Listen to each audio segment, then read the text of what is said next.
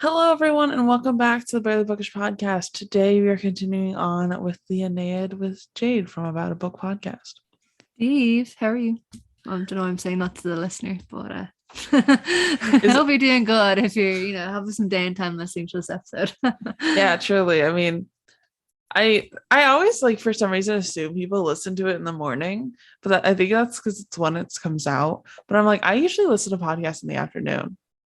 I listen to them on the way to work, on the way back from work, so a bit of both. That's fair. I usually like for some reason in the morning, just am not a functional person anymore, and I'm like eating while I'm driving, and so I like listen mostly at night. I don't know. Who Sounds knows? chaotic. That's how I live my life. Casual. So we are on to book 7, Juno Served by a Fury. To be honest, when I saw this chapter title, I was like, oh my gosh, she's getting court papers. Her and Jupiter are getting an annulment. Some lady named Nurse Katia died on Hesperia, and that's how we start this chapter. That was Aeneas's nurse, and he was like a kid. Oh, okay. Yeah, it seems like in Greek and Roman civilization, the nurse was like very important because like Odysseus had like that nurse that like also nursed Telemachus, and they had like a really close relationship. And when he came back at the end of the Odyssey disguised as a beggar, she was like the first one to recognize him. So I guess this would have been a very significant death for Aeneas, a very sad time, but I don't know why we should care.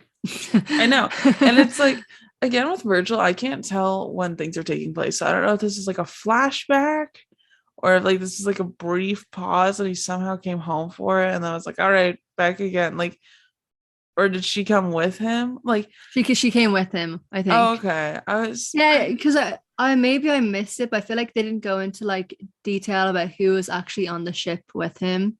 I think they mentioned a bunch of names, but that doesn't mean much. You know what I mean? He should actually like, oh yeah, his brother, his sister, his nurse. You know what I mean? Something like that instead of like random blah blah blah, son and father of this person. And it's like, I feel like when they want to pull out names, then they can be like, oh, they were on the ship the whole time, Yeah. Yeah. So like Aeneas watched her funeral and then decided to set sail again. And then like he's randomly name dropping everyone in the Odyssey. So he name drops Circe for no reason. He's like, oh yeah, that's Circe's island. Anyways, moving on. And it's like somehow this dude has escaped every like terrible fate that Odysseus had to deal with and just like coasting. Yeah. I don't know why he like that's the most interesting parts of the Odyssey. Like in the Odyssey, I don't care about the fights they have and I care about the monsters and the journey and the cool people they meet. So this book basically is the opposite. It has all the more boring stuff in it and it takes out all the cool fighting stuff.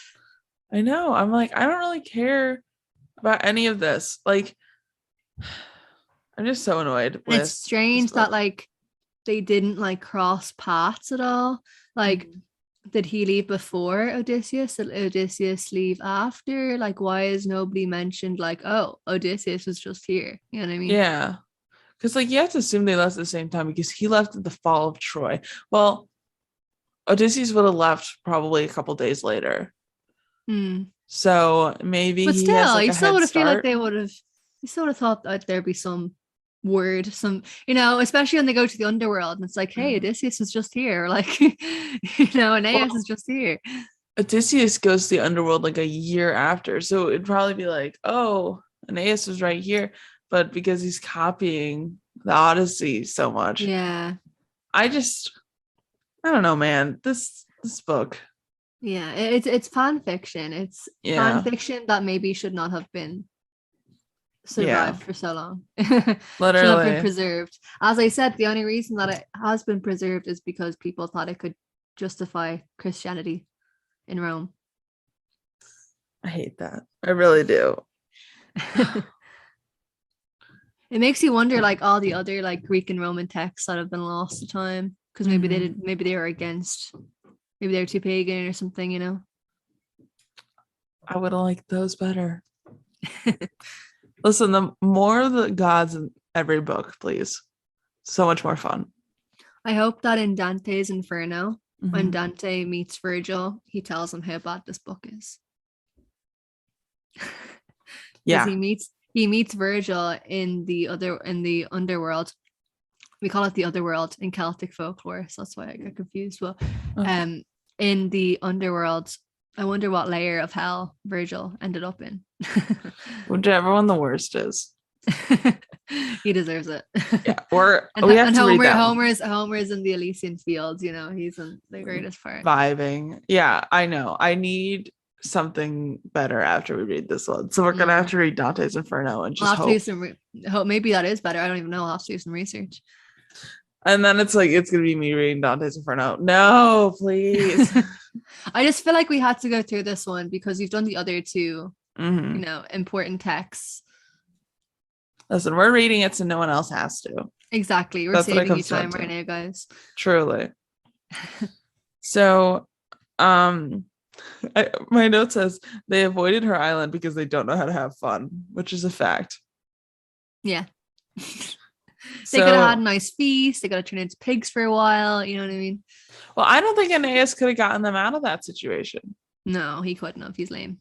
Yeah, like they all would have been just stuck as cattle, and it would have been more fun.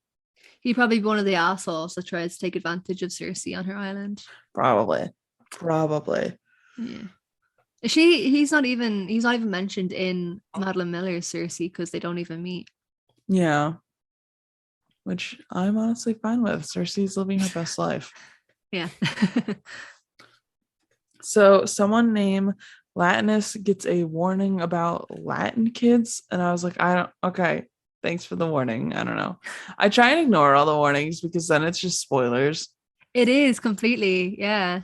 and I hate that. Because like it's really annoying because this book obviously is meant to show like the reliability of like prophecies and like how every prophecy comes to pass. So there's a prophecy about, what was it, Constantine, was it becoming the emperor?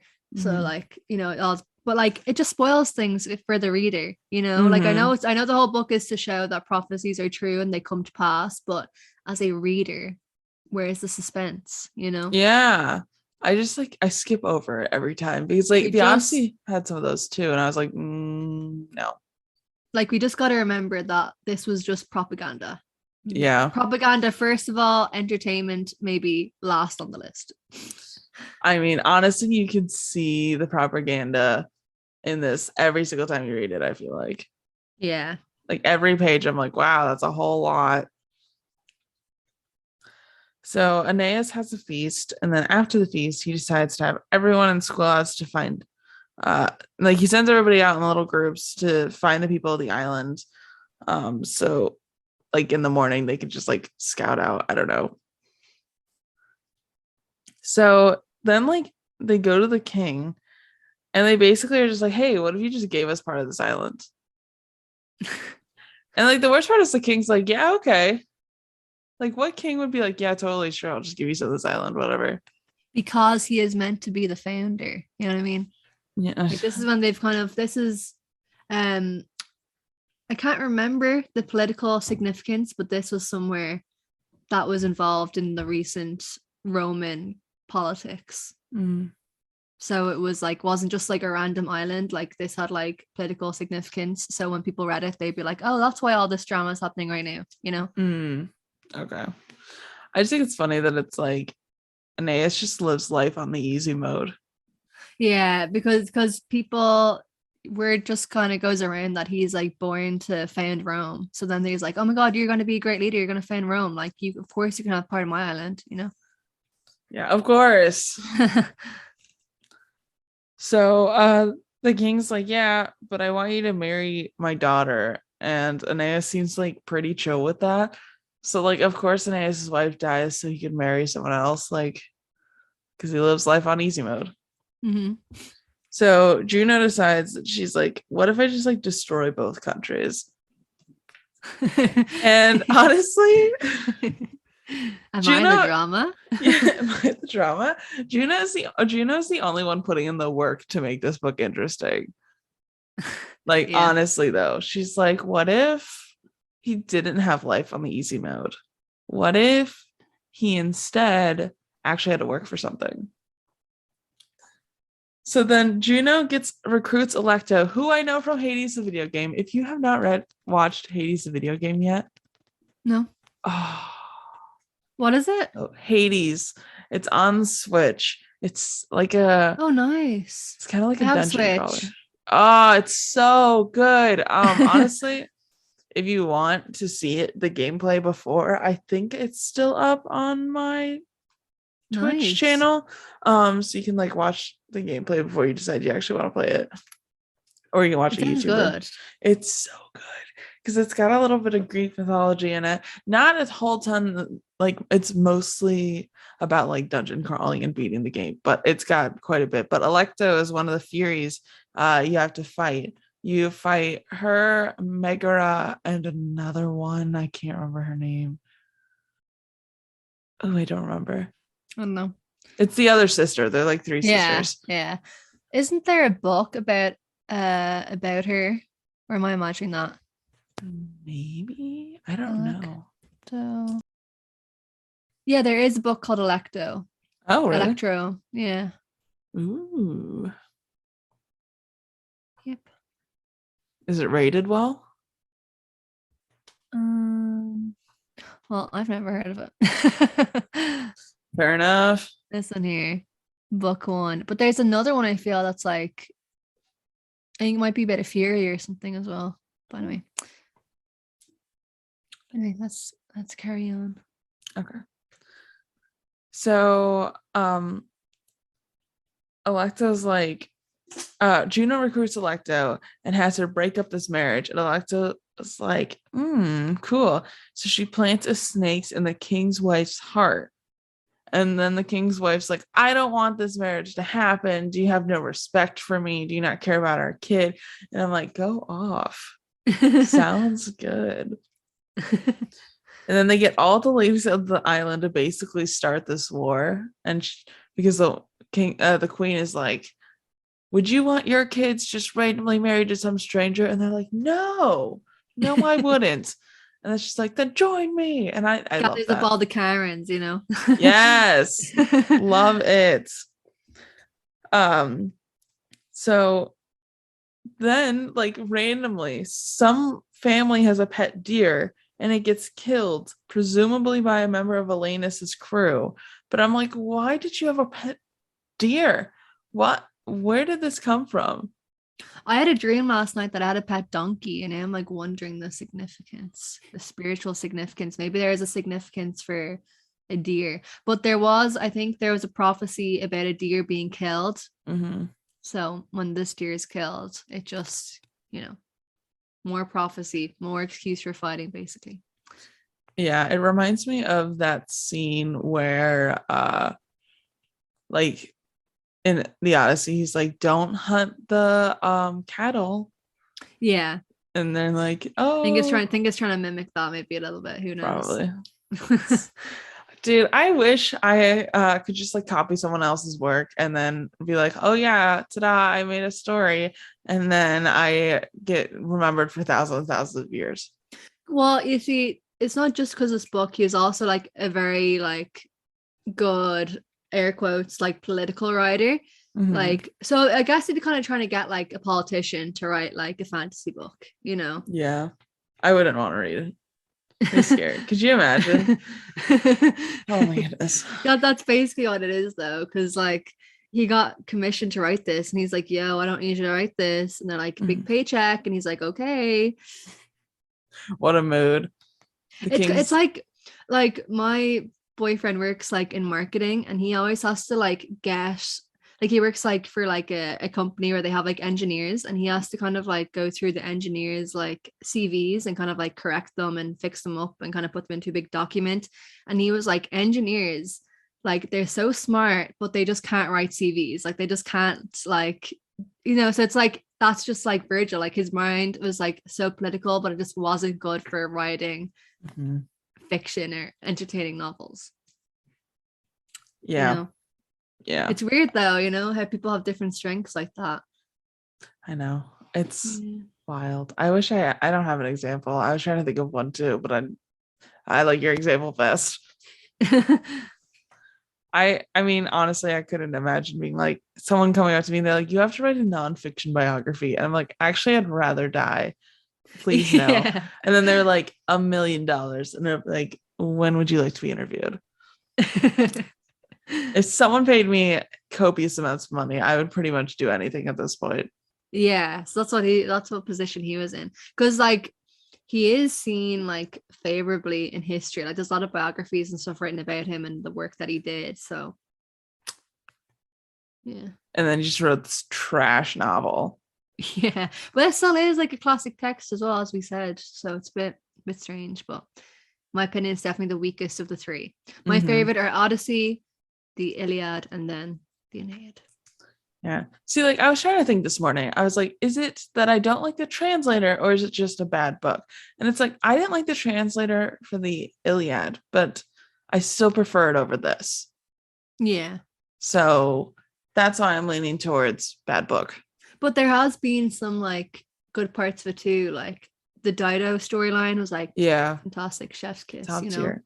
And going to the underworld as well. That was a really good book. So there has been some highlights. But it's like I would prefer the perspective from literally anybody else.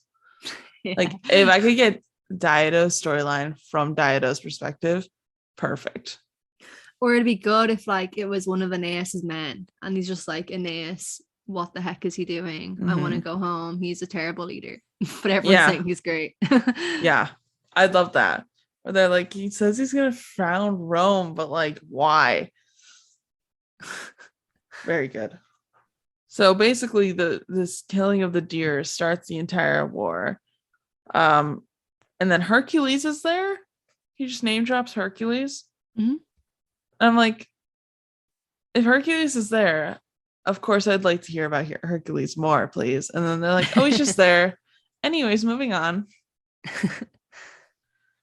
And then we got big war breakout. And then we are on to chapter 8, Aeneid allies. That's how I'm pronouncing that. Yeah, that's fair. Okay.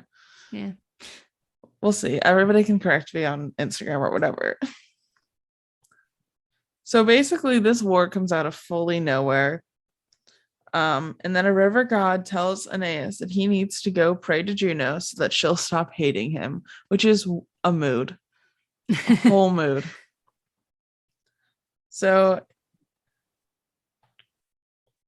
it's like basically there's like this small fight leading up to the eventual war, but then like this small fight happens and then they make a peace pact. And I was like, what is happening here? Because I guess we're like in a different town than like the actual war that we're going to see in a couple chapters. Yeah. Okay. I was very confused. I was like, as far as I know, yeah. Okay. So I was like, I thought this was the war. And then I guess he's really living life on the easy mode if this is all his wars are like. No. So Aeneas recruited some people to his cause. And he's like, we're going to go fight the rest of Italy. So let's go. And then we're going back to the war front. And Hercules is doing the most. He's just out there killing people. I guess he's on the Italy side of things, I think. Yeah. Okay. I didn't think he was on Trojan, but honestly, I was getting really confused about where that line is, like who's on whose side. Whereas like, I feel like it was so much more clear in like the Odyssey and the Iliad. Like we know exactly who's on whose side. I guess the Iliad, but like we only knew about a couple of the enemies in the Iliad, and they were very clearly the enemies. And we mostly cared about the people on like Agamemnon's side and stuff, and Achilles' side. And like they were like, oh, and then there's Paris over there, we hate him, and Hector, we hate him.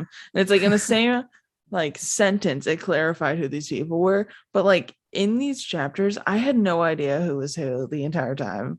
Yeah, I was like, I don't know who to root for, I don't know who we care about. A lot's going on. Yeah, I think this is a good one for us to like read last, because we read this first, we really would have no idea what's going on.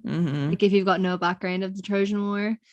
But you have to remember too, when people reading this, like they knew like every city, they knew every place, like they knew the enemies and everything, so it wouldn't be as confusing for them. But just Yeah. because it's been so long and all place names have changed, and Mm-hmm.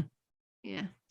Yeah, I was just like, So it who is are you? confusing. It is confusing, but I'm gonna give Virgil the benefit of the doubt here.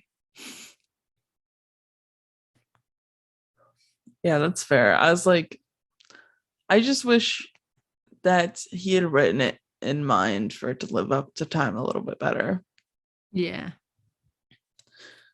So now Vulcan has gotten in on the mess and he's making armor for someone. I think it's for Aeneas, but I'm not really Yeah. sure. Okay. Yeah. It is And then magical armor. very good. Apparently, the shield is able to counteract missiles, and I also they keep using the word missiles, and I feel like that's not the right word to use because there's like when you translate it, we know what missiles are now. You have to translate it to something else because it's not What are missiles exactly? like missiles would be like those giant like bombs, right? Like Are they? Yeah, I don't know.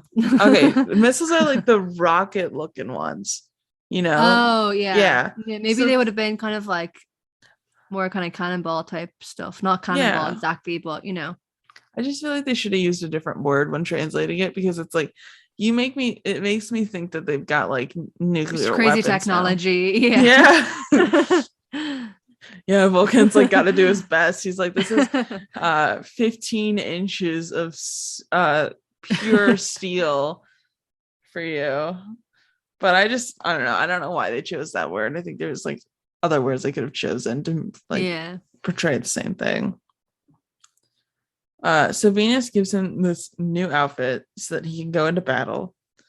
And then, of course, just like in the Iliad, a bunch of gods and furies show up for the fight, and they're like, With their all right, let's popcorn. go. Yeah, as they should, because what else are you going to do on Olympus all day? Listen to people's prayers? Never. Boring. Boring. So apparently, Caesar was like included on his shield with a bunch of other random imagery.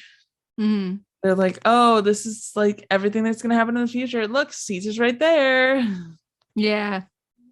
which I just think is funny because it's like they're not subtle about the propaganda in this novel at all. They're always like, Oh no. oh, Yeah. I think that's funny to me. So on to book 9, a night sortie, a day assault.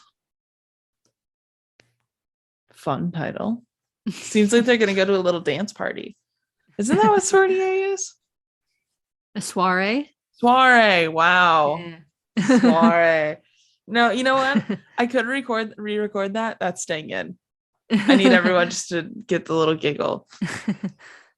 Wow. Okay. Anyways. So Juno sends Iris down to Turnus, and a war camp is moving out. And wait, okay, so a war camp is moving out, and the people see more people coming, so they decide to like start manning the walls. Which my favorite thing is that for whatever reason, like Troy's only line of defense is like building walls. Yeah. I just think that's funny because it's like it literally failed you once already. And like at this point, you've only had like minutes to basically build this like wall. So I don't really know. Like it's not like they're letting you have like a construction project going on. Yeah, I guess like that's kind of the best they had at the time. And Mhm. if you build a wall, you can have like people on guard, like on top of the wall to keep lookout, and Yeah. also it could be good to like shoot people from like up on the wall. Not like Mhm. shoot with a gun, but you know what I mean? Like target people from up on the wall. Yeah. That's fair. But it just made me laugh because I was like, that literally was your whole shtick in the Trojan Yeah. War, and it fell. So Aeneas tells them to hold off on battle. And then like the enemy starts growing and goading Aeneas's group a little bit. They're like, He's like, you all sit there on your high horses, blah blah blah. You've been fighting for 10 years. You really want another war right now? Like, our people are like fit. We haven't experienced war, so we're like living our best life. And they're just like vibing. So then two people are like, it'd be like a really good idea. What if we just went and lit their entire camp on fire? That's and and all the other people are like, yeah, like totally do it. Like Aeneas would probably be super happy about it. Which, like, good guerrilla warfare technique, can't be mad. But at the same time, Aeneas literally was just like, hey, don't start fighting yet. Yeah, and that also was like, because in like Greek and Roman like civilization, this whole idea of like glory and like a good death was like really high up. To kill somebody like in their sleep in their camp was just like really like dirty, like really Yeah. bad. So yeah, don't get in trouble. Let's see. Yeah, I was like, so Aeneas is apparently like taking court in a forest while this is all going on. So like we can't interrupt him with this. And then apparently the fates are like, the decided time of war has come. It is happening. Here it is. So I guess they blocked off the sea. So here's the thing. Aeneas, they literally said, is right here. But next chapter, it's like he has to like sail in. Yeah, I don't know about that. Exactly. I was like, did we just not like where? It's weird because they're in like the future, like Rome at the moment. You know what I mean? Like they're here now. So it's like crazy. I wasn't expecting them to get to Rome to like the end of the book. Yeah. Yeah. We have quite a bit left, right? Yeah. So I don't really know what's gonna happen. Me neither. I can't remember. We'll find out together, I guess. But yeah, it's like I could not figure out where Aeneas went, to be honest. Because it makes it sound like he wasn't even on the island. And then he like sails in later. And I'm like, were you just over there in the woods? Yeah, I don't know. The geography. Yeah, I'm trying to picture it in my mind. Makes no sense.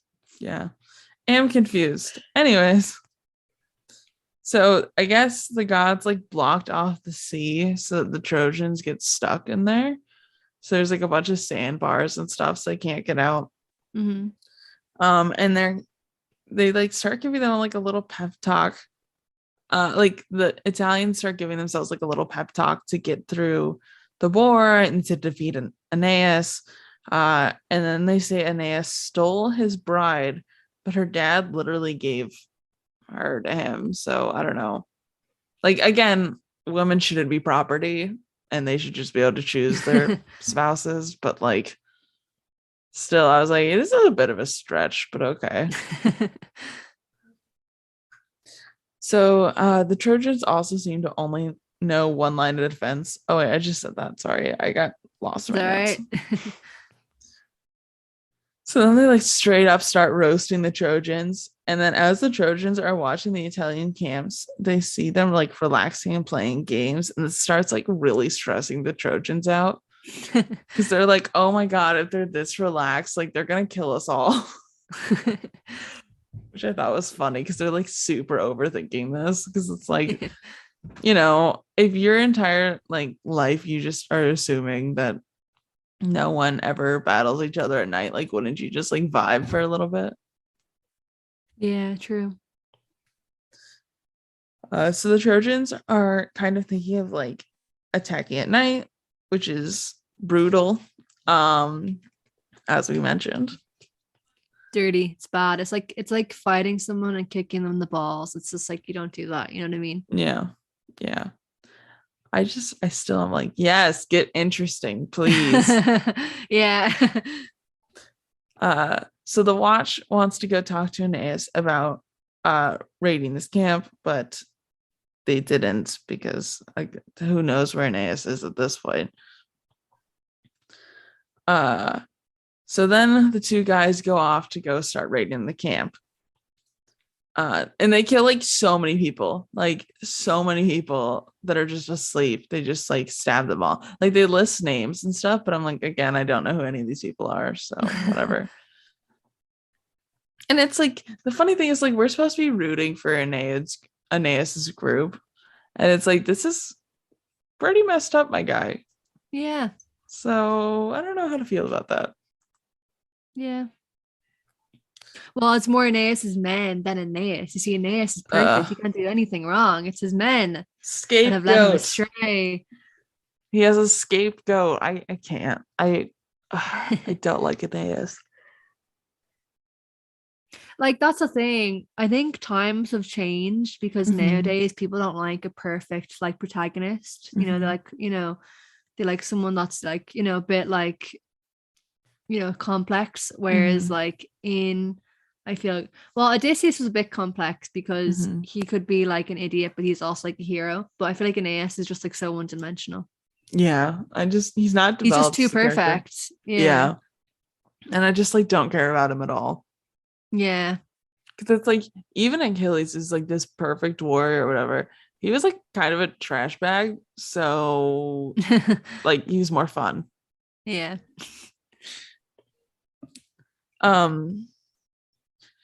So the two Trojans get caught, but they try and like hide in the woods, but the group surrounds the woods, which isn't this the woods that Aeneas is supposed to be in? Yeah. Where is he now? I don't know. Where is he? Who knows? Like literally Virgil is just like, he can disappear for a little bit and come in later. I forgot he was supposed to be here. So basically what happens is they surround one of the guys. It's like the younger of the two guys. And so he the older guy basically like also gets caught because that's gonna help. He like gets caught on purpose, and I'm like, okay, I don't know. So then one of the kids, like the kid's mother, runs out after the kid dies, and she like demands that someone kills her so that she can be with her kid. And That's then really sad. Yeah, that was really sad, but then nothing happens of it. The war just starts. I'm like, okay. I guess this is like a complex moment that highlights the horrors of war, a young child being slain. That kind of like, and because the kid was like killed, that's when they're like, all right, we're going in now. You know what I mean? Like, this is wartime, baby. You killed a kid, that's like a no-no. And that's what kind of makes the war. It was already starting. This is what kind of like raises the stakes, I guess. Yeah. I was just like, I feel kind of bad for this mom who just kind of gets like pushed to the side as everyone like starts this war. Yeah, if it makes you feel any better, she probably does die, Yeah, I guess. In the war. I don't know if that does make you feel better, to be honest. So a Trojan tower already went down, and I feel like we established in the last war that walls were not the vibe, but here we are. And then the Italians are literally just like, are y'all dumb? You just fought a 10-year war, and our people are fit and not battle hardened, which, like, honestly, the Italians are our vibe right now. Yeah. So, yeah, and then the Italians like go on and they're like, you dress in like red and gold, and you guys are all fancy, so they're like, you've never had a days of hard work, which I'm like, they were at war for 10 years. What? And then the Trojans killed the guy that was giving them this whole lecture because they're like, all right, this is enough. Thanks. Yeah, shut up. Yeah, that's annoying. Anyways. So then there's war everywhere. And then they like start fighting in this like funnel situation, which I can't even really figure out where they are, but like all the Trojans are like standing shoulder to shoulder and just like fighting in like a bottleneck sort of vibe. And I just couldn't figure out how they even established this formation, where they're at, or like how this is happening. See, this one, Virgil's like rubbing his hands together. He's like, yes, some politics. I can go into detail about like war stuff that I know. He's like, I got this part. He's like, going to Circe's island? No idea. Yeah. So Yeah, then they're like really graphic about people dying in this. They're like, oh yeah, he got split into, his brains spew out. And I'm like, whoa, whoa, Yeah. okay. So then we are on to book 10, the death of princes. So then again, I got messed up with Zeus being Jupiter, and then in the Iliad, him being Jove in mine. So I got real confused. I was like, who is Jupiter? What? But Jupiter is sitting on Olympus holding court while he's watching everything go down on the battlefield. Which I again like to just imagine that they have like a glass floor and he's just kind of like leaning over, staring down, being like, Yeah. I imagine like the Hunger Games and like they're at the Capitol. They're the rich mm-hmm, people just like watching. that's fair. That's a good. Yeah. Or like, like Squid Game. Have you seen Squid Game? I have not. Oh, well, basically, yeah, but there's people watching the fight. I mean, you can say it for the listeners who probably have. Yeah, well, it just reminds me of like in Squid Game when they have the rich people watching all of the people in the game dying. Yeah. Hunger Games point 2.0, I Yeah. guess. Yeah. So Jove said that he's confused because there wasn't supposed to be a conflict with the Trojans taking over. He's just like, they were just kind of supposed to just do it. I don't really understand. Apparently there's supposed to be a fight later though. And now Jove is like, I don't know why you guys started the fight early. Like, this is gonna happen, which I'm guessing is what they're talking about for modern day stuff. But they're like, oh, they're Yeah. gonna fight later, and Maybe, yeah. all of them were like, this was the fight that was supposed to happen, all the raiders. So Venus asked Jupiter to get involved because obviously Juno's involved at this point. And then Venus also says that if Jupiter really wanted the Trojans destroyed, she wants to save her grandson, which is adorable. Love Venus in this one. Juno points out that the Trojans are cruel and they shouldn't be given pity, which, like, fair. I agree. Okay, and then we get the sirens talking to Aeneas. This infuriated me because, Odysseus literally had to be tied to a mast to, like, hear this. And then, like, the sirens are just like, oh, hey, Aeneas, like, here's a prophecy for you. Okay, bye. And I'm like, what? I'm sorry. Maybe it's something they can, maybe they're like you see, Odysseus, he didn't have like a grand mission that was blessed by the gods. He was just meant to go home. Whereas like this guy is doing something that's like destined by the gods. So maybe like word got around to all the sirens and stuff that they have to give him this message. Yeah. I feel like they're not always like singing. I feel like they sing to lure people in, but I feel like they can like decide to not enchant people too. But it's just an example of him being on easy mode. I know. I really thought this was gonna be an interesting moment. Like he gets like wrapped into the sirens or something. Like I had this like my side theory, like my very feminist theory, is that the sirens are just like vibing, minding their own business, and men just keeping like, ooh, pretty lady. Yeah, pretty much. And so I assume that anytime sirens are talking, it sounds like very sing-songy and it lures men in when they're just like, yeah, so like today I went and I went to the underground rave and it was pretty cool, but I don't know if I'd really like say you should go, but maybe just like if you have free time. And like men are like, whoa, here I am. Again, would read that book. Anyways. Yeah. So then Aeneas is arriving to the war front now. I still don't understand where he went, what happened. Again, you don't come to this podcast to get like the super in-depth researched understanding of this book. You get, if you were just to read it on a whim.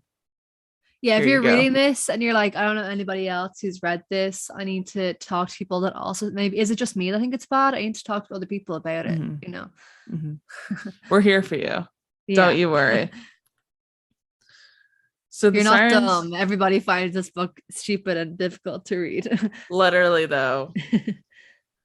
So Aeneas joins the fight. Juno asks to take Turnus away and save him from the death. And Jupiter's like, yeah, sure, whatever you want. That's fine. I don't care. And she just like swoops in.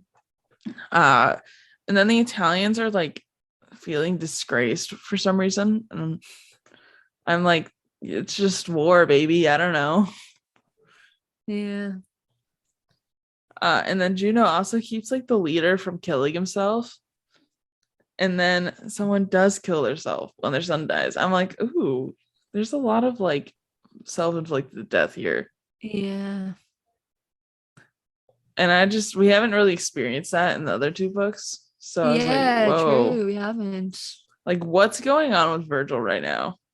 Yeah, no, I don't know what the opinion was about like you know, dying by suicide and stuff, like how it was viewed. So now, like in Christianity, it's like viewed as not great, you know. Yeah. Like you can't go to like heaven under like, you know, Christian beliefs. So it's like I wonder if it's the same for going to the underworld. Which I always hated that. I really did. Because it's like, yeah. Thanks. Yeah. Rub some salt in the wound, I guess. Yeah. But that is what? That was a very dark ending to that episode. I know. That's where it ends, everybody. Yeah. I mean, this is kind of like a dark section. Yeah, it is. We're in the middle of a war, you know, because you think like, oh, he's finally arrived in Rome, he's doing what he's destined to do. You think it's going to kind of go uphill from there, but no, there's a lot of fighting. But it shows you that even if like, you know, the gods are blessing your task, it still doesn't mean it's going to be easy, you know. I mean, it is for Aeneas, but probably not. Well, yeah. Yeah, I mean, it's been pretty easy for him. The least he can do is do a bit of battle. Yeah. But I bet he's gonna go in and not like lose a single finger or anything, and he's gonna kill everybody and have no challenges. He's gonna be like those girls in the action movies where they're running in their heels and they still have perfect makeup and hair, but they just have like a little scratch on their forehead, you know? Yeah. And then it's like, I've seen battle. You're like, have you? Like, but okay. But that is all we have time for, everyone. Jade, where can the people of the internet find you and your podcast? You can find me on aboutabook.podcast on Instagram, and you can find my podcast by looking up About a Book as one word on Spotify and Apple Podcasts and wherever you get your podcasts. Yeah, and listen to it and maybe join us for the next episode where maybe it won't be as easy for Aeneas. I don't know. Wishful thinking. Truly at this point. But we will catch you all in the next one. Bye. Bye.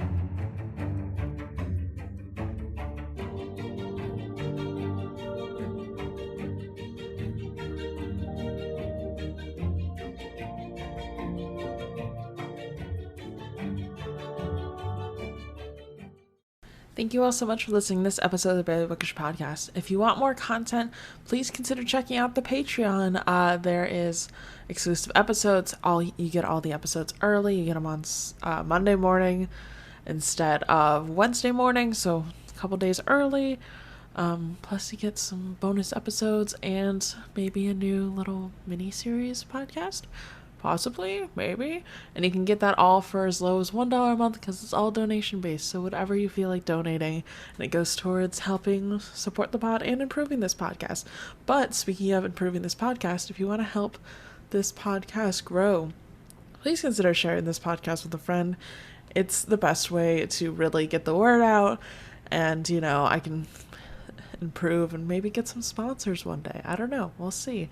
But if you want to just help the podcast, sharing it with someone would be a delight, and I'd appreciate it a whole bunch.